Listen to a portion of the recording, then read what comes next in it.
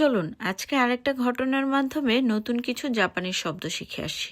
সেদিন আমি গিয়েছিলাম শিয়াকসুতে। শিয়াকসু মানে সিটি অফিস, যেটা গতকালকের ভিডিওতেই বলেছি।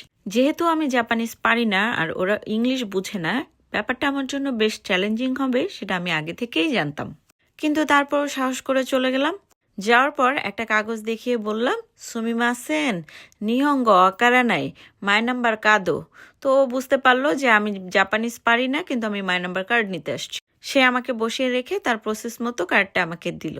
দেওয়ার পরে সে আমাকে কিছু একটা বোঝানোর চেষ্টা করছিল।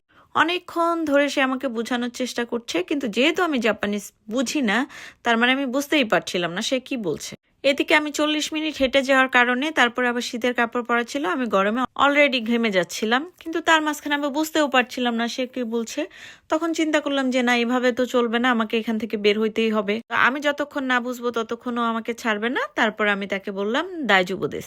এই যে একটা জাপানিজ ওয়ার্ড দাইজুবু, এটার যে কত মিনিং আছে। যদিও তখন তাকে দাইজুবু বলে আমি বুঝাতে চেয়েছি যে ঠিক আছে বা আমি বুঝেছি, কিন্তু এটার আরো অনেকগুলো মিনিং আছে। যেমন ধরুন, আমি যদি কাউকে বলতে চাই are you okay, দাইজুবু।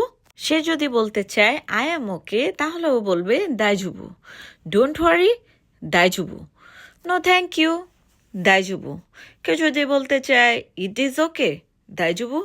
It's okay, দাইজুবু। দাইজুবু দাইজুবু মানে মাথা পুরো আওলায় যাচ্ছে আমার।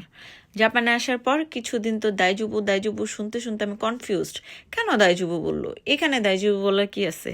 আসলে এই দাইজুবুর এতগুলো মিনিং আছে, সেটাও আমি জানতাম না, পরে আমি জেনেছি। আপনারা কি বুঝতে পেরেছেন? যদি বুঝতে পারেন তাহলে অবশ্যই নিচে কমেন্ট বক্সে লিখবেন দাইজুবু। কি লিখবেন? দাইজুবু।